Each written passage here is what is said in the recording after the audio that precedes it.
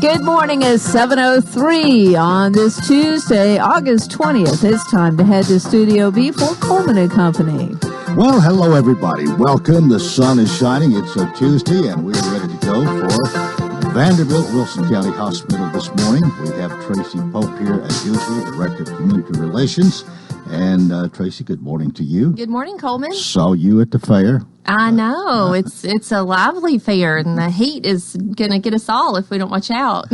Well, you bring a medical professional with you most Tuesdays when you come, and today we do have one, and I'll let you do the honors here. Okay, thank you. Yes, we have Dr. Scott Frankenfield. He's the Medical Director of Emergency Services here at Vanderbilt Wilson County Hospital. So this is his first time out with us, and we're very excited to hear what he has to say about our emergency services at the hospital. Well, he's already intrigued me a little bit because once upon a time you did a little radio. Good morning. Good morning, Coleman. Welcome to our program.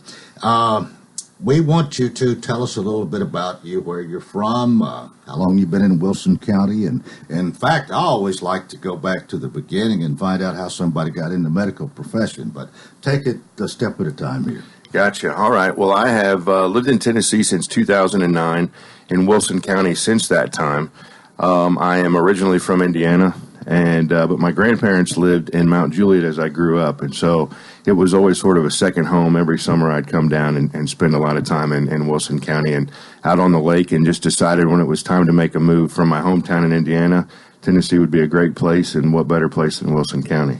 Well, now let me ask you where, I don't identify with your location in Indiana. I'm familiar with Indianapolis and Kokomo and maybe Fort Wayne. Well, so if you know Fort Wayne, I'm 50 miles south of Fort Wayne, about 8 miles from the Ohio line. So I grew up in a town just a little bit smaller than Lebanon. Uh-huh. So this is very familiar to me. And at what point in your life did you think about the medical profession? So I was either going to be an Air Force pilot or a doctor from the time that I can remember. And something about the height that I ended up getting on me and then the weight, they didn't really think that I'd be too good of a fighter pilot. So I thought, why not just do the medicine? Plus, my mom was in healthcare my entire life. She was a nurse, and then she went on to be a hospital administrator from there. And so I was around the medical field the majority of my life and met doctors and nurses, and it just seemed like a good fit. Where did you go to school? So I'm from Indiana and went to American University, and then I did all of my training in Indianapolis at Community Hospitals of Indiana. And what about getting into emergency medicine? So emergency medicine is one of those fields that I wouldn't say that I'm an adrenaline junkie, but it is exciting and can be high stress, and so that just seemed like a good fit for my personality. Plus, you get the opportunity to deal with people on sometimes what's the worst day of their entire life, and to have an impact on those patients during that time, and to help make their day a little brighter and sometimes make life-saving decisions is just an opportunity that I've been blessed with, and it's just been a fantastic field. Well, good to know we have people like you who like to do that. And another thing about what you do, every time is not a total, people do die in the emergency room sometimes. You have to adjust to that, I guess, that you can't save everybody and be 100% effective. That's true, and unfortunately, God has a time for everyone, and we can't always intervene in that. But there are times that He does bless us to provide that care to people, and sometimes we can act as His hands and bring people back, and at other times we're not successful. But we do our best, and we're very well equipped to handle just about any emergency that would walk through the door, and we're going to give it our all regardless. But even though you're under stress and you don't in the beginning know the outcome, it doesn't deter you or shake you up. You're fitted for that. It sounds like. If you can be fitted for that situation, I think that those of us that decide to go into the emergency medicine field definitely have a different personality and are able to handle those high stress situations, which that's the majority of the time in your 12-hour ER shift are very high stress situations. Yeah. Tracy, you've been in the ER and seen what we're talking about? Only as a bystander, so not in any sort of medical capacity, but they do a great job. And like Dr. Frankenfield said, they're very well equipped to handle any emergency and do what is needed here in Wilson County. There's some people that this just wouldn't be for, and I'm definitely one. But we are glad we have people like you. Tell us about your 30-minute pledge. So one of the things that we want to guarantee is that we provide high quality care, but we also want to do that efficiently. And so we have a 30-minute pledge that states from the time that you walk in the door, we're going to see you and address your problems. And that's not just a nurse, that is a medical professional, whether that be one of our physicians or our mid-level providers, a nurse practitioner or a physician assistant. We'll see you within 30 minutes from the time you walk through the door. A lot of hospitals advertise, and you'll see billboards around town that actually give a specific wait time in their ER. Wow. And I've worked in some of those facilities, and it's not truly that you're seen by a physician and assessed by them. You might get a handshake or a greet, but we actually sit down with you and we've addressed your issue and get some orders going on you, whether that be medications or labs or IV fluids, whatever it seems that you need to get your care started. We'll do that within 30 minutes. We've been talking about your 30-minute pledge for quite some time. I mean, this is not something new that Vanderbilt started. This has been going for, I guess, a year or two. Mm-hmm. Have people you've been able to perform up to this in nearly all cases? Nearly all cases. There are times that we get overwhelmed with volume, and at those times we have to take the sickest patients first and those with the most emergent needs. But we still make it a priority to get to everyone, whether it's a stub toe or a heart attack, within a timely manner. And from the marketing standpoint, when we first became Tenova, we were just kind of looking at our hospital on what do we do well, and just looking at those statistics that the ER provides that we have to manage and have. They said, "Oh my goodness, you are providing your services in 30 minutes or less," and our staff did not know. So once we implemented that and they understood, this is a goal of ours, like you said. Our number one goal is to provide high quality, efficient care, but also, if people are in an emergency, they don't want to come to the ER and wait for hours and hours, and that's a goal. And from what I've heard from Dr. Frankenfield and also our director, it's really improved just the efficiency of the staff. They have a goal in mind, but their number one goal is the quality of care, and then number two is these are some goals that we have for our team. So it's really worked out well. At least you really have something to shoot for there, and you've been able to come through with it in nearly every situation. So keep up the good work. We'll try. All right, let's talk about Vanderbilt Wilson County Hospital being a chest pain accreditation center. What does this mean in an emergency? So we have been evaluated by the American College of Cardiology and determined that we have the services and the skill of capable of being an accredited chest pain center. And for this reason, that means that for any of your cardiac needs, be it chest pain or palpitations or shortness of breath or anything that you may think is cardiac related, we're well equipped in the emergency department to handle that. And so within walking through the door, our goal for patients who have chest pain or shortness of breath or a cardiac related condition, we'll have an EKG or the heart tracing performed on them within 10 minutes of walking through the door, and that will be placed in front of the provider for that person to review. And then we can start to initiate care. So if you are having a heart attack, we have the capability to get you treated and get cardiology involved to do more definitive intervention, be that a cardiac catheterization or be that the medication that helps to break up the clot in your heart. We're able to do that well also. And we've proven through our statistics and our metrics that we do that very well. Well, just sitting here thinking that the different the different challenges that come through that ER door. And as director, you've got to know something about at least a little bit about everything to meet the challenge or have somebody there at your right hand to turn to. That is absolutely true, and I'll tell you, so we are definitely jack of all trades and masters of some, but definitely not all. But the good thing is that we have a great network of consultants here and specialists here in the community. that we're able to turn to, whether that's a surgeon or whether that's a gastroenterologist, whether that is a cardiologist. We have some fantastic specialists, and with the addition of Vanderbilt and the brand name and their network, it provides so many more resources and avenues for us to deliver that high quality care that we really want to provide. All right, we're certainly glad to have you here, Dr. Scott Frankenfield, along with Tracy Pope. We're going to take a break right here. Just remind everybody again, our program presented by Vanderbilt Wilson County Hospital, and this is Coleman and Company, FM 98.9. And it's now 7:12. Let's see what's happening on the roadways. It's all brought to you by Bates Ford.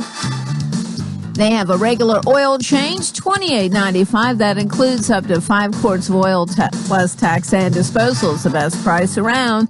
Bates Ford, 1673 West Main. Now at traffic, here's Chuck. Well, good morning. Checking on a wreck in the construction there on 440 eastbound near Hillsboro Pike. Just a tight squeeze trying to get through there at any time of the day. Ellington Parkway at Cleveland Street, that's one of the latest wrecks out here. They sent an ambulance to that earlier crash we thought was not injury, 700 block of Massman Dry.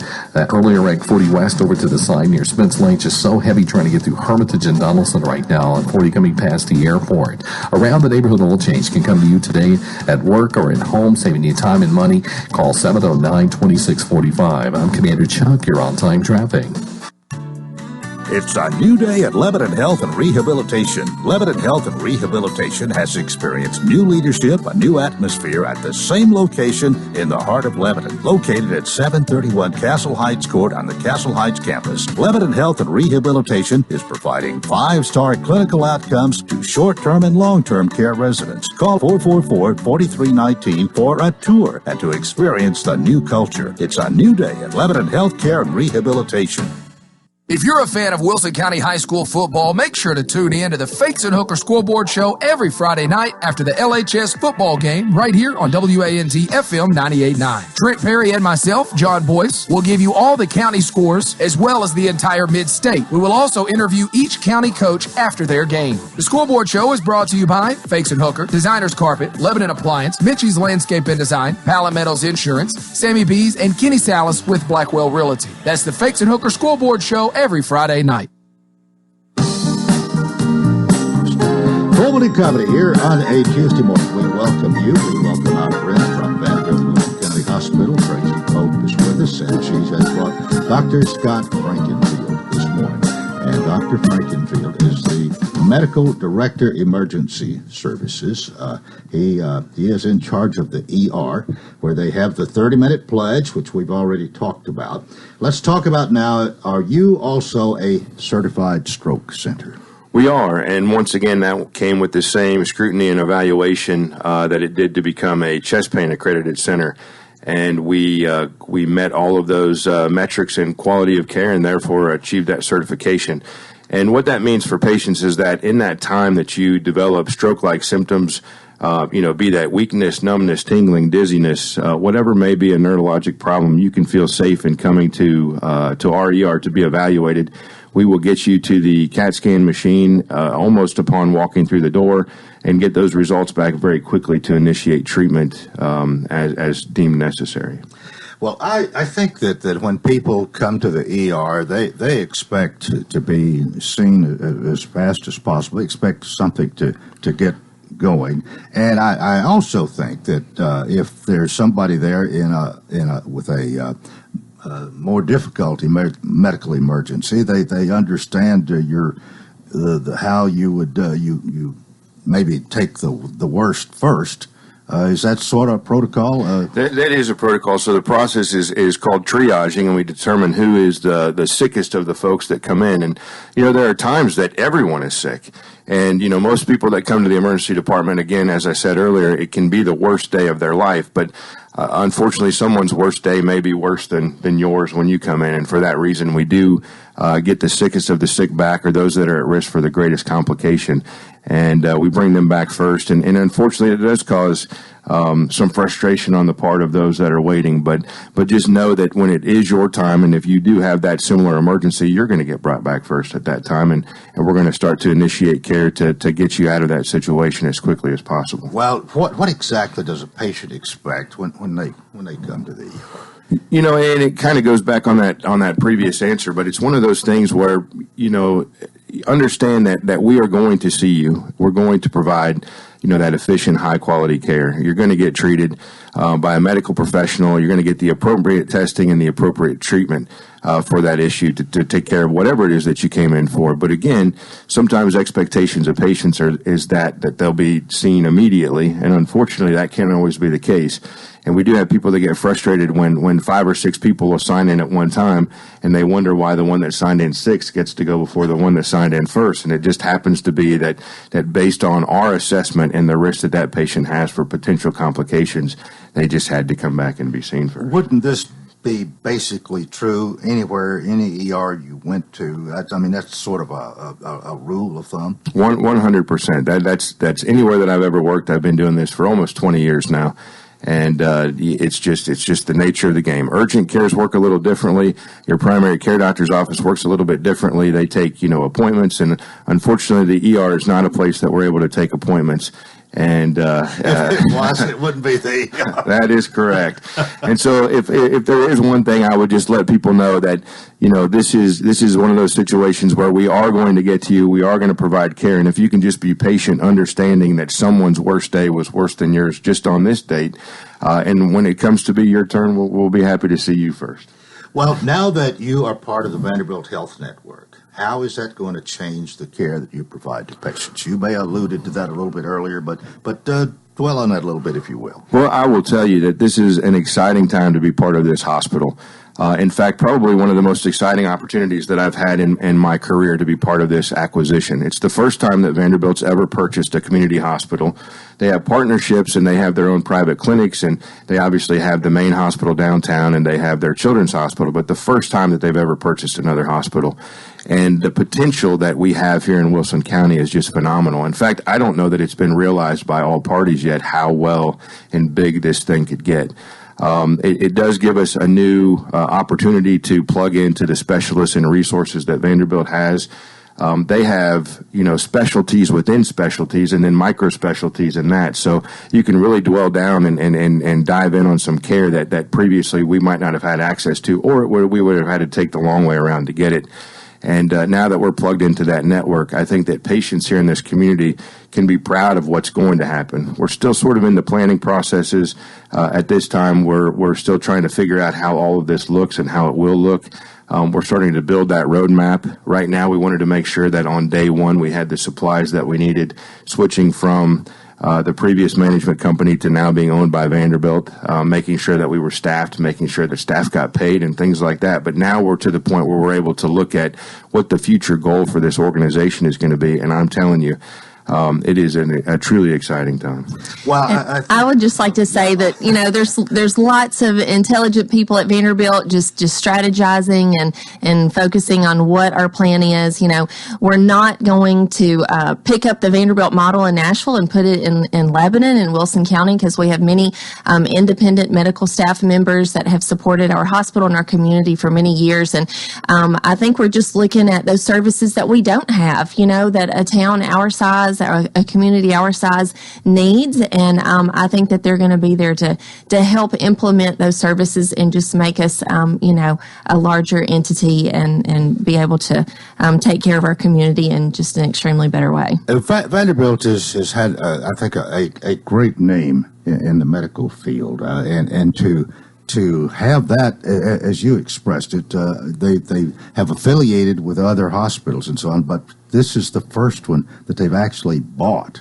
So this is Vanderbilt. Absolutely. And, they just have a culture that we're learning about. All the employees went through a 90-minute orientation, just learning what it means to be part of Vanderbilt. And everyone takes pride in their job. And just this week, we're finally we're only 20 days in, but we're having our employee celebrations at both of our campuses, one today and one tomorrow. And, they're just here to say, welcome to our team. Welcome to Vanderbilt. We are so thankful that you've allowed us to be part of your community. Just being in the marketing department, just the advertising and certain stuff that they've been putting out there, it's just so heartwarming. They are honored to be part of Wilson County, and they just don't understand how honored we are to be a part of Vanderbilt.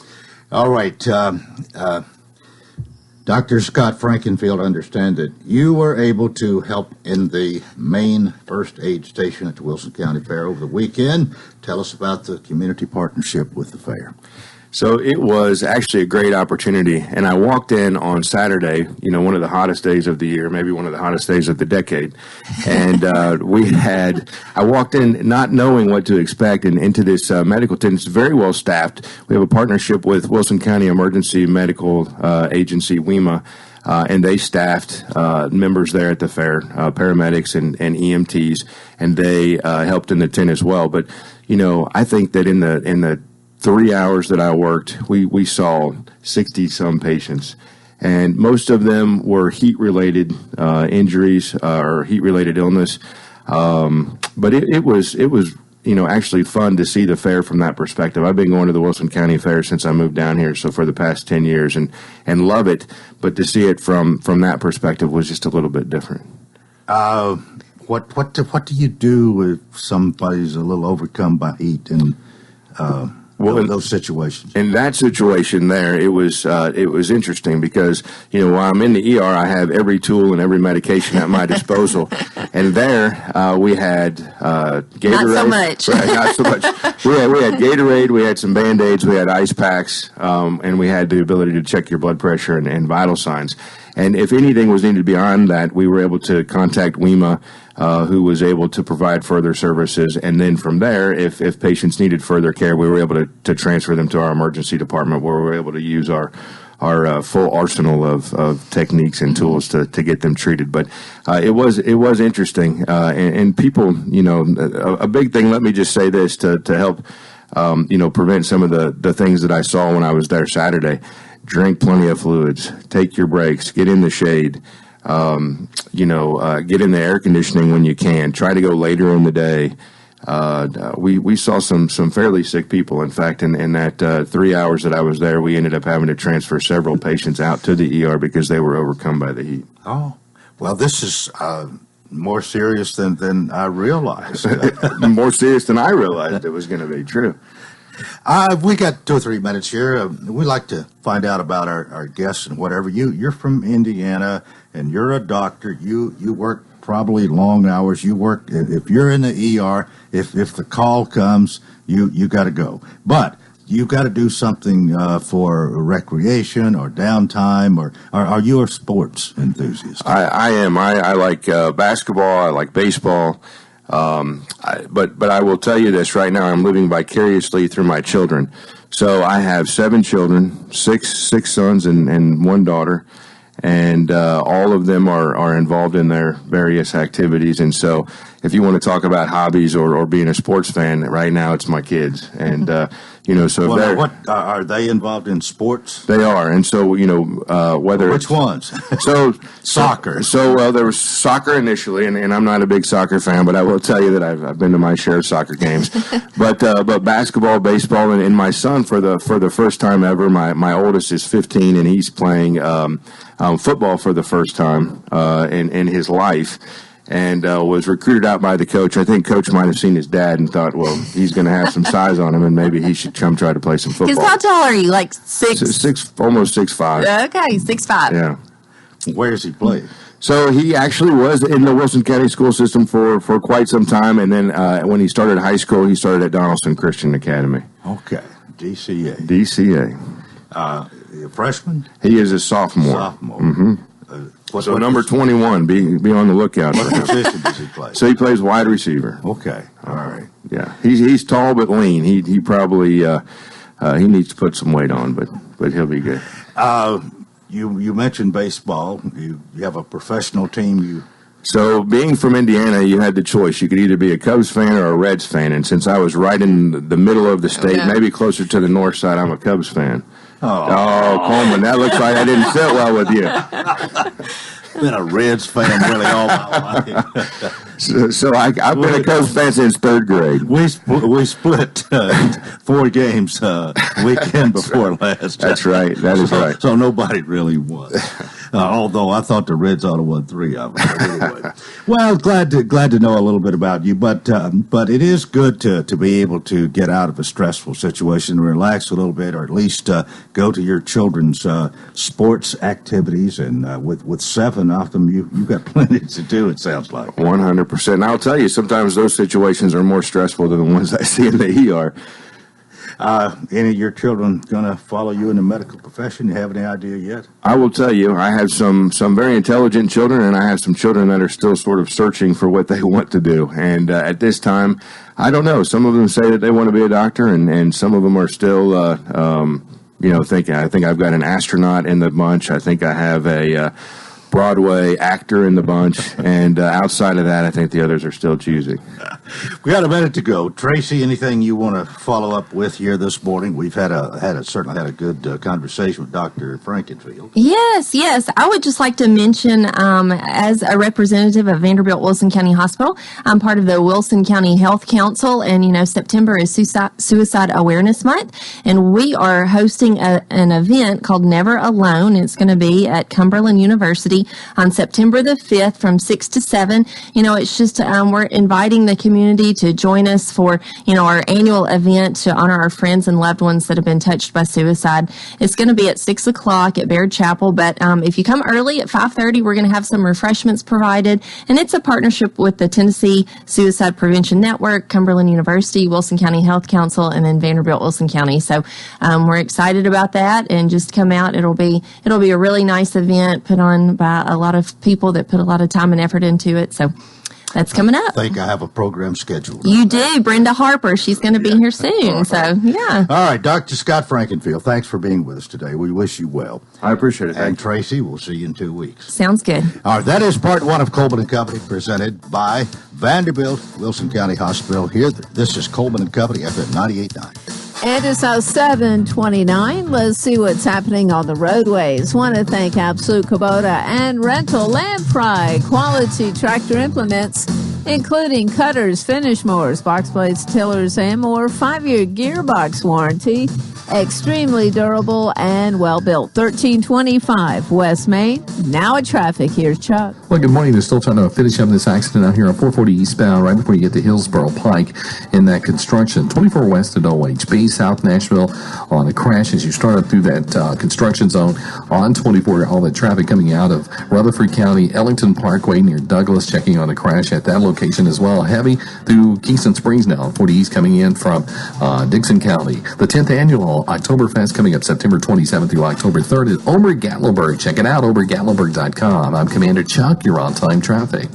Welcome to Hearthside Senior Living, Lebanon's unique senior living community designed for seniors to age in place, all within a safe, comfortable, and Christian environment. Beautiful retirement homes designed for an independent lifestyle with maintenance-free living. Hearthside Senior Living also continues the excellent tradition of assisted living for those seniors who need additional services. Hearthside Senior Living, an independent retirement community and assisted living community, all on one campus in the heart of Lebanon. Call 615-443-1994 for a tour.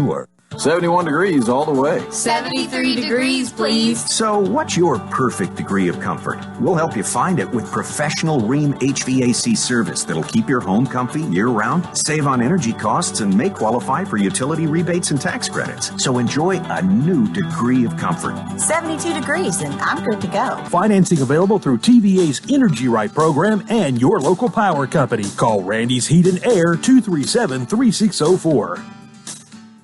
Hi everybody, Tommy Bryant. Join me every Friday at 6:30. Lebanon High Football takes on some of the very best competition, brought to you by Absolute Kubota, D.T. McCall and Sons, K. Maynard State Farm Insurance, Bakes and Hooker, Lebanon Police Chief Mike Justice, Wilson County Sheriff Robert Bryan, Wilson Bank and Trust, Dickey's Barbecue Pit, and A.G. & Johnson Realty and Auction. The Blue Devils open the season August 23rd at Gallatin. At Absolute Kubota, now you can get a great-looking cut in less time, every time. With an Exmark, the mowers landscape pros trust 2-1 over the next best-selling brand of mowers. Right now, Exmark is offering great incentives on the newly redesigned Quest, our most affordable zero-turn riders, starting as low as just $32.99. Check out all the special X-Mart deals today at Absolute Kubota, 1325 West Main Street, Lebanon, Tennessee. X-Mart, ready to work for you. Happy Tuesday. We'll see a mix of clouds and sun for today with a few scattered storms possible during the afternoon. The big weather story will continue to be the heat. Highs will climb into the mid-90s. Heat index values, or what we call feel-like temperatures, will be above 100 degrees. Skies will turn partly cloudy overnight with lows dipping into the mid-70s. That's your latest forecast. I'm meteorologist Nisa Lomax. Coleman and Company, we welcome you to part 2 here on a Tuesday morning. Tuesdays, we talk about Hearthside Senior Living. Sean Dozier's here, and he is here this morning, Executive Director of Hearthside Senior Living. Good morning. Good morning, Coleman. Good to see you at the fair the other night. I saw you passing by very quickly, but yeah, good to see you. And we had a great turnout last night at our senior fair from 4 to 6. Teresa did a great job. Her and her volunteers put on a great senior fair. We had about 15 booths there, and everybody went around and got their goodies, and everybody had a good time. We got a hot dog and chips and a drink. It was a great evening. So they did a great job. We were glad to be a part of that. Well, I'm sure they were glad to have you. They were glad. They were glad to have us. And I have Betty Kelly here with me today. I didn't want to talk too much today. You know, we bring it's Fair Week, so we bring the fair to Hearthside, and Betty does a great job with that. So I wanted her to talk a little bit about what we're doing this week. Betty Kelly's Activities Director. Betty, welcome again to our program. Good morning. How do you bring the fair to Hearthside? Well, we try to do things that kind of connect with the fair, and so we bring things like some of the acts from the fair sometimes will come. It's kind of interesting. And then we try to do things like a game day, so they can win prizes. We do a fair food day so that they can kind of have a little bit of the fair food. Funnel cakes? Funnel cakes, yes. I'm making walking tacos. Walking tacos. Sometimes we do chicken on a stick, just different things, cotton candy, popcorn, things like that. Some of that would bring back some old memories. It would. And even though, some of them probably shouldn't eat some of that stuff, we do it anyway. I mean, one day a year, Yeah. And, but we do bring some pretty great entertainment too. The 3M boys are coming today. And they're going to do some pretty good songs for them, so that things that they remember. And so that's a really good thing. Music is a universal language. And music, children, and animals. Last night at the senior fair, a volunteer, you probably know who he is, but he sang Elvis song last night and did a great job. Did a great job. He I don't know what his name was, but well, I wasn't over there. You probably know who he is, but he did just a fantastic job. He's a volunteer for the fair and came and sang some Elvis songs and did just a tremendous job. Great job. But a lot of people at Hearthside do identify with Elvis. Oh, yes. Yeah. Oh, goodness. Yeah. In fact, sometimes we do some Elvis trivia, and you would be surprised at some of the trivia they know that I didn't even know. Well, it sounds like you take advantage of the fair situation here to bring it to Hearthside, making it a nicer week. Even for those there who can't go, they can still sort of be, in a way, a part of the fair. Yes. Yeah. Yesterday we had a really great person come. Her name is Denise Bamberg, and she is a weaver, and she does spinning for wool and stuff. And she came and gave us a really nice demo on doing that, and we had probably 30 residents in there, and it was wonderful. She did a fantastic job, and she is part of the fair. This being the year of the wool. Yes. Yeah. Okay. You're tying everything in with it. Yeah. Try. Betty does a great job, and I just wanted her to come and give a little taste of what we do. It's nonstop over at Hearthside with our activities, and she does a great job. And just tying in the fair really does bring a little taste of it to our residents. And just think, without the activities that she does, I mean, life would no doubt be a lot duller. It would be a lot duller. But it's never dull at Hearthside. She always has something going on, and we really appreciate it. Yeah. All right, 215 Castlights Avenue North is the location, retirement and assisted living community, which is Hearthside Senior Living. And Sean is the executive director. They're there for you when it's time for a helping hand. And I don't know what else you want to tell us this morning. You're there. You're very accessible. People can come and see you. They can call you. Come by and see us anytime. We are there every day, and they can take a tour, go to our website at hearthsideliving.com. But we're just glad to be there. We're in the heart of Lebanon, and we're just proud of what we have going on there. All right. Well, y'all have a great week and the rest of the fair week. And, we got to have our Hearthside hello. Yeah, I've got two. Real quick. I don't want to take Mike's time, but Jonathan Smith, I ran across him this week. Jonathan works at Absolute Kubota. I've known his parents for a long time, Doug and Brenda Smith. Great people. He listens to your show every week. And then I met a lovely lady last night, Judy Morris. She came by the booth and said, I listen to you and Coleman every day, but I listen to you every week. And so she wanted me to tell her hello. So very nice lady, Judy Morris. All right. There's two Hearthside hellos. Yeah, and I've got more. Coming up because several people I saw. You got a waiting list.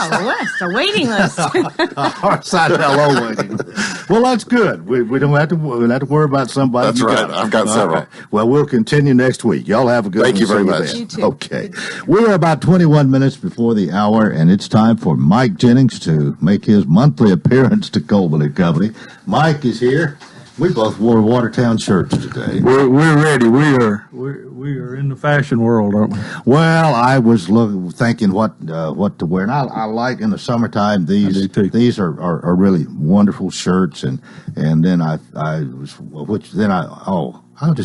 wear this one for Mike today. There you go. There you go. Well, it's football season starts this week, so yep, 3 days, 72 hours or so. Your Purple Tigers play in a jamboree? They did play over at Smith County. I didn't get to go the other night. I got a grandson playing soccer, and we had a soccer game.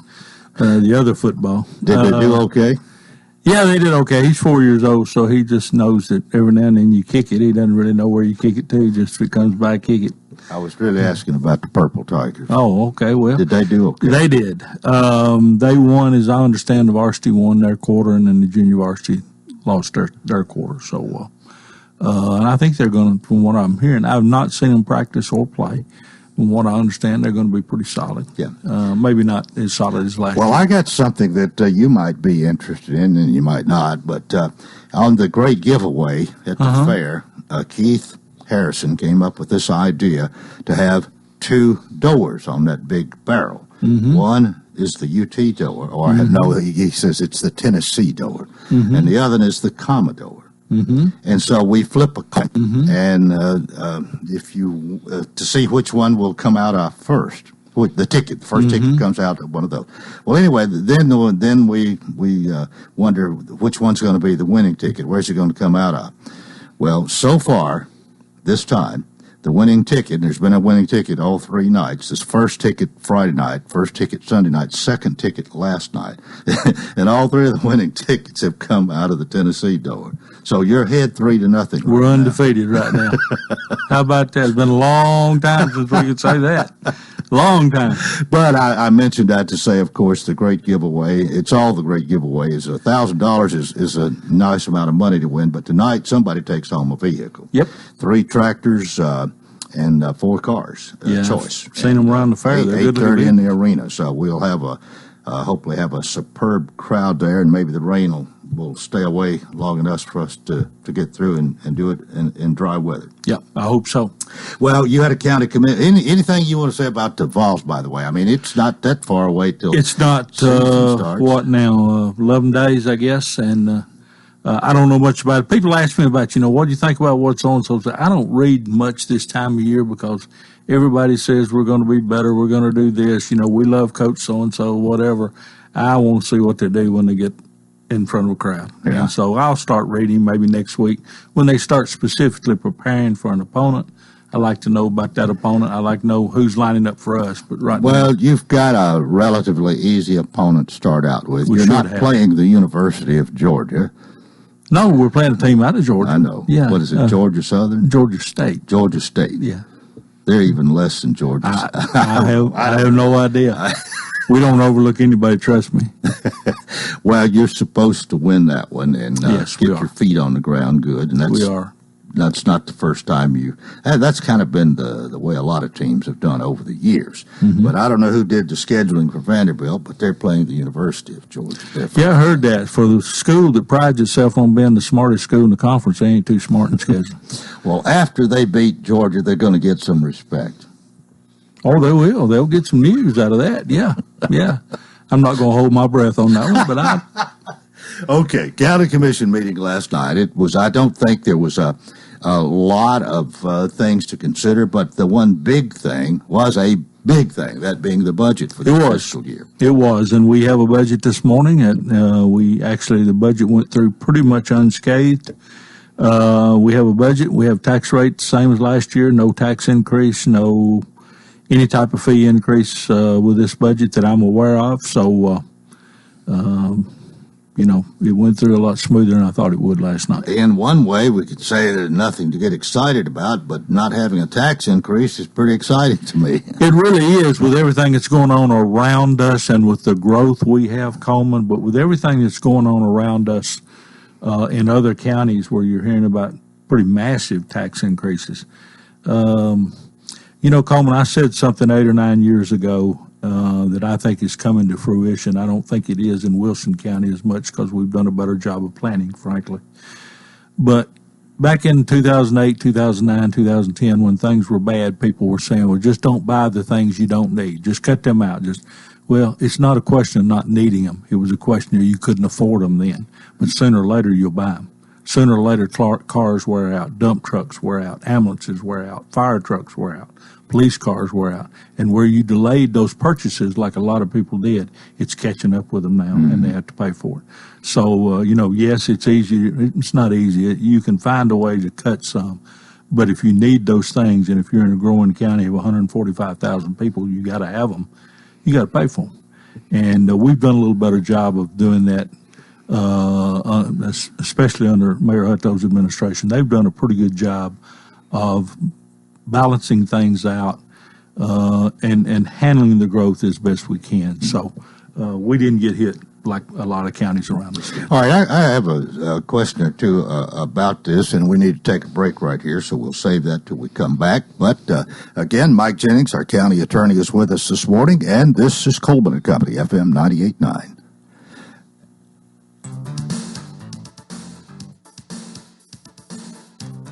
And it's now 7:44. Let's see what's happening on the roadways. Thanks to Bates Ford and the Works Vehicle Checkup, they'll make sure your vehicle is ready for any road. $39.95. You get a tire rotation, safety check, 5 quarts of oil plus tax and disposal. 1673 West Main. Now in traffic, here's Chuck. Well, good morning. The police trying to wrap up this accident out here. The fire department is still here, as a matter of fact. 440 eastbound here at Hillsborough Pike through that crazy tight construction through there. Be careful. Clarksville Pike at Stevens Lane. That's one of the latest wrecks in Bordeaux. It's very heavy out here where you would expect. 24 West trying to get up through that construction by OHB, Hickory Hollow Parkway, coming in from Rutherford County. The 10th annual Oktoberfest coming up September 27th through October 3rd at Oberg-Gatlinburg. Check it out, obergatlinburg.com. I'm Commander Chuck. You're on time traffic. It's all about taking care of you, and THW Insurance will do just that. Are you looking for home or auto insurance? THW, a Trilogy agency, represents Westfield Insurance and other fine companies. Together, they will protect you and your family. Call Joe Bumgartle at the Donaldson location at 615-232-5928. That's 615-232-5928. Or stop in and see him at 217 Donaldson Pike in Nashville. The preseason keeps moving as your Tennessee Titans host the Pittsburgh Steelers. Preseason game number 3. This Sunday night, the award-winning Titans Countdown is on the air at 6. Voice of the Titans, Mike Keith, and Coach Dave McGinnis bring you Titans and Steelers action preseason game number 3 with a kickoff set for 7. Titans and Steelers. Brought to you by Absolute Kubota Exmark, Bates Ford, Fakes and Hooker, Steve Moore Plumbing, and the Jewelers. Real Country 98.9. Coleman and Company here on a Tuesday morning. Welcome to Mike Jennings, and we'll welcome him. You've been here from the very beginning. I've said this several times. The first program I ever did, you were here, and then it wasn't long after that we got you to be a regular after each county commission meeting. Certainly appreciate that. But back the budget passed. What was there? Was it a? What, I can't believe it would be a unanimous vote. Was it? Maybe it was 21-3. 21. I believe is right. It was pretty close.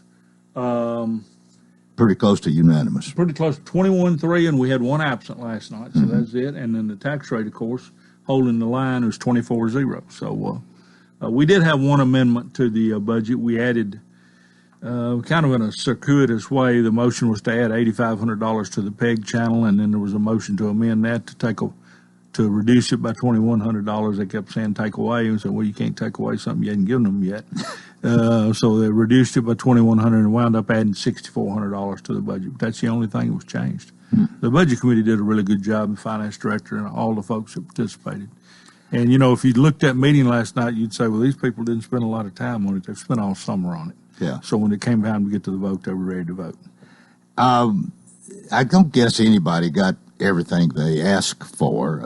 Anybody that asked for much additional probably got some and got cut some would be my guess. Is that about right? They pretty much last night or previous to this, to the last 2 or 3 weeks, found a way from their growth money to fund just about all the needs that everybody asked for that were I won't say reasonable, but that's not the right word, but manageable. You know, if a department asked for an extra $40,000, they could get that. Sheriff's Department, they asked for so many deputies, they reduced that, but got some. WEMA asked for more people, reduced that, but got some. But there wasn't any big lick that they had to fund last night. And of course, the school system got their growth money. So what they did with that, they put into their budget. So there was no debate about that because that's a school board issue. So most of what was asked for got funded. The sheriff and WEMA didn't get everything they asked for, but they did get some increased personnel and equipment. What about the school and what they asked for compared to what they got? Well, the school sent a needs assessment list over, as I recall, of about $60 million, and that included schools and stuff. And a lot of those are future things, but the one biggest thing that I saw that they didn't get was raises for their teachers that they wanted. They put in a pay plan for the new hires and that type of thing, but as I understand it, they didn't get the raises that they wanted for the more experienced teachers, and these are the ones that have been making things happen for the school system. So they didn't get that. There'd been a lot of discussion that they were going to that there would be a motion on the floor to add money to the school system budget to do that. The only way they could have done that was with a tax increase. You know, there was discussion about taking money from the general fund balance and giving it to the general purpose school fund balance. You can't do that. There's an attorney general's opinion that said you can't do that. And we actually lived that in 91, if you'll recall, Coleman, when we ran out of money in the school system. We wanted to move some money over, and the comptroller said you can't do it. So there were 2 or 3 competing ideas that I heard over the last couple of days, but nothing that was anywhere close to having 13 votes. Well, 21 votes, and I guess you didn't vote but one time. One time, except for the amendment. But, yeah, 21-3, and so that's pretty decisive vote. That's about as decisive as I can remember. I'm sure we've had maybe some that were unanimous, but I don't know. It may be the best we've ever had in my 30 years. That says to me we've got harmony. That sounds like a pretty harmonious thing that passed here, that most everybody's on the same page. Yeah, I think they are. I was just thinking about an analogy. I don't know if it fits or not, but you know, you got a lot of ducks in the water and it looks so peaceful, but underneath they're paddling like crazy. And you know, sometimes people paddle in different directions, but when it comes time to put the good of the county out there, a strong consensus came through last night. And like I said, I heard over the last, maybe 72 hours, an idea, can we do this? Can we do that? Should we do this? But nothing that had a groundswell of support. So I wasn't surprised that it went through like it did. I was a little surprised at the vote. That's a good, strong vote. Well, maybe common sense has prevailed here. We've I hope so. apparently got a good budget. There's not a tax increase, and I think almost everybody is happy about that. Sure. Because we're probably one of few. And hopefully everybody can live with what they got here. Yeah, I think they can. And the school system always has a challenge because they have more students. They're going to have more schools, going to have more teachers. That will always be a challenge every year. And some years they get more of the growth than others. But there are times when you have to let some of the other departments catch up with growth, like WEMA and like the Sheriff's Department. And, the big ticket item out there now, two big ticket items, the expansion of the jail, which is going to happen, and then the opening of the North Green Hills High School. Right. So those will be the two big issues next year for funding. Is there possibly a move afoot to go ahead and get something started now, like maybe a sales tax referendum? Yes, that came up last night. I'm glad you reminded me of that. They didn't actually vote on it last night, but they did vote to begin the process, working through the budget committee and the process to get it to the county commission to pass a referendum on the sales tax. The big issue will be when to set it, when's the most advantageous time to set it. And then Commissioner Rich, who made the motion last night, challenged the mayor's office and said, once we start this process, would you please put the wheels in motion to get out the support for this? Because it was so close to passing last time. Yeah. And there are many people that feel optimistic it has a chance this time. Well, we've talked about this a little bit here, and I distinctly remember in the election returns that night, the first vote that we get in is usually the early voting. And the early voting overwhelmingly defeated that sales tax increase. But the votes that came in later, it was so much closer. And made it a close final call. Right. And I think a lot of that was due to the publicity that got out, but it really got started too late. It did. We had such a compressed time frame. So this time, I think you'll see this going, well, I'm fairly certain it'll be on the ballot next year at either March, August, or November, because we got three big elections next year, and if you hook it onto one of those, you don't have the expense of a special election. March is primaries, isn't it? Presidential primary, yes. Okay, all right. So you can, you don't have that additional expense of a special called election. So I think you'll see that. Now, there's a little quirk in the law. Election coordinator Philip Warren and I talked about this a couple of weeks ago. There's one law that says, if you call for it, you can set it on one of those 3 days. There's another one that says once you call for it, it has to be set not less than 75 days, no more than 90 days. So the timing of when they pass this, we're going to have to be real careful with that to make sure we get it on the ballot when we want it on there. Well, and those that I have talked to who are in favor of this, and there's, I guess, there's usually two sides to any issue, but if the sales tax is increased, it'd be a half-cent increase from 9.25 to 9.75. But a lot of that would be paid by people who are passing through, our tourists, all of that. So it's not like the citizens of the county are bearing the whole brunt like they do the property tax or something. So there's a point to be made there and a point of consideration. And then there's some other things too.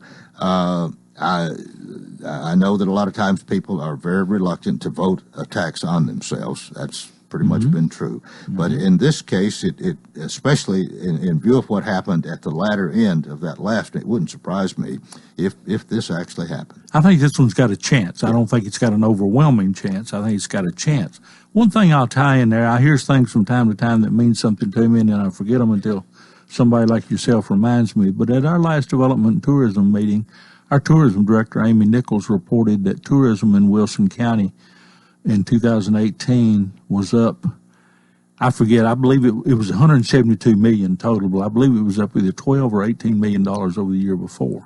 Well, when you do the sales tax number, when you put the percentage to that, and we get 2.25% of the sales tax, that's an extra $225,000. That's an extra $112,500 that went to the school system, $112,500 that went to the cities or county where it originated. So if you increase that sales tax, there's going to be a boom there, assuming things remain good. there's going to be not a boom, but an increase, and it's going to give you some flexibility on funding for a school because you're going to have extra money going into the education fund. So I would encourage people to do it. It's not, I don't like a tax either, but that's probably that's the one everybody pays. We're all in the same boat. 2 minutes left. What's happening in Watertown? Well, we put our meeting off from tonight till next Tuesday. We normally meet the third Tuesday. I don't like to compete with the fair. Yeah. And we have so many of our people that participate in the fair. So we put our meeting off. I don't know of anything really big coming up. We got our budget through without a tax increase, and we've had a good year and able to give raises to our employees. I always start out with that, Coleman. I've got to look and see, because you ain't got a dump truck, you ain't got a city truck, you ain't got a backhoe, you ain't got a police car that can drive itself. So you got to take care of your people. Yeah. And you just got to take care of your people. Well, so we were able to do that, and I feel good about that. Did you give yourself a big raise? Yeah, I did. I doubled my salary. Yeah. I'm the only mayor in the state of Tennessee getting paid what he's worth, because I don't get paid anything. Well, you enjoy serving. I do. Do your the council, the aldermen, do they get any pay? They don't get any pay either. I mean, this is truly public service at this level. And I get asked from time to time, why do you do it? And that's a tough question, because if you analyze it, like you should, you'd say there's no reason to do it. But it's public service. It's my hometown. My family lives there. My kids live there, or grandkids. Well, Watertown's got a lot going for it. We do. And I really think the new school that you got up Yes. there has just really been like a gold mine almost. The best is yet to come, maybe. Oh, I think so. And people are actually coming to Watertown now. You used to be, Coleman, I used to get tickled when people say, yeah, but you got to drive to Watertown. Like you were driving to Alaska or something. Now they're coming from everywhere to put their kids in school there. And that drive to Watertown don't seem near as bad. Yeah. And they're finding out we have a lot to offer. Well, we will see you next month, I hope, and certainly appreciate you being with us today. And our time is up. But Mike Jennings, County Attorney, Mayor of Watertown, UT fan extraordinaire. Go vote. Oh, by the way, I will say this real quick. Mayor Hunto yesterday even asked me about Vanderbilt. He said, I know Mike's going to talk about UT tomorrow. I want to give Vanderbilt equal time for you. I thought that was nice. He's a politician. Yeah. He runs a big race. Join us tomorrow for Coleman and Company. Till then, I wish you a terrific day.